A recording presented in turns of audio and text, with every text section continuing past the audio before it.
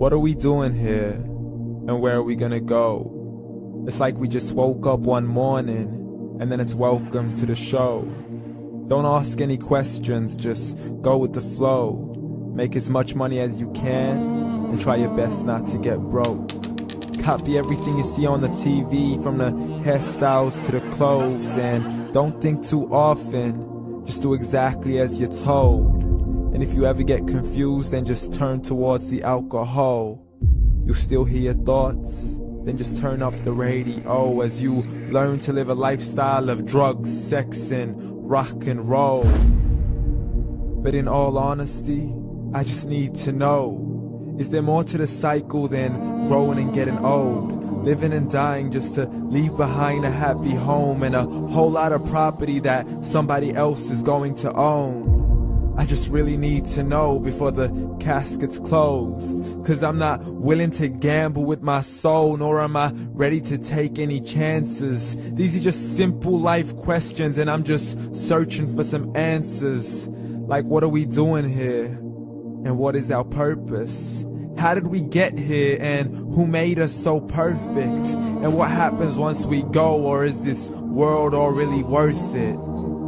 Questions we don't answer because apparently we don't really have to. There's no purpose to this life and our existence is merely natural. Then in that case, please let me ask you, did you create yourself, or was it somebody else who had fashioned you? 'Cause you're a being that's impeccable, faultless and unparalleled.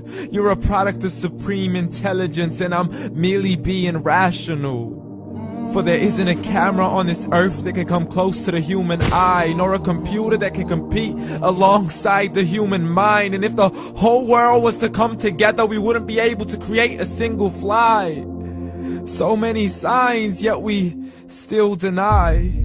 As science tries to justify that all this could come from none, when it's a simple sum. 0 plus 0 plus 0 cannot possibly ever give you 1. So from where did all this order come?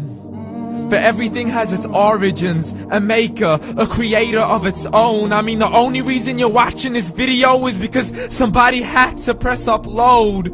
So we can believe in the Big Bang, but I'd rather believe in He who caused it to explode. Allah, the creator of everything along with every single soul. The ever-living, the master, the only one who is in control. Unlike his creation, beyond our imagination. And no, he's not a man, nor does he have any partners in association. He's on his own. And no, he did not ever leave us alone. Just like every manufacturer, he left us with an instruction manual. The Quran and Islam, and I'm sorry to jump to conclusions, but it's the only one possible.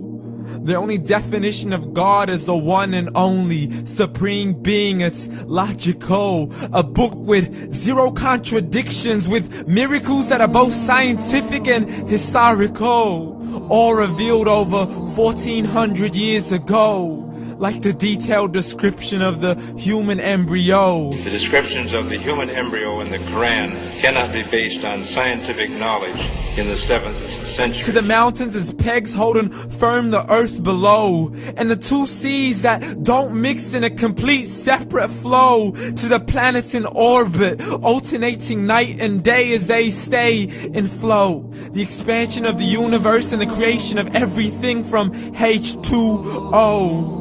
To the stories of the past and the preservation of Pharaoh. To identifying the lowest point in the land where Persia defeated Rome. The gushing fluid that created man in the glands between the ribs and the backbone. And not a word has changed, it's still the same. So please explain how all this was known over 1400 years ago.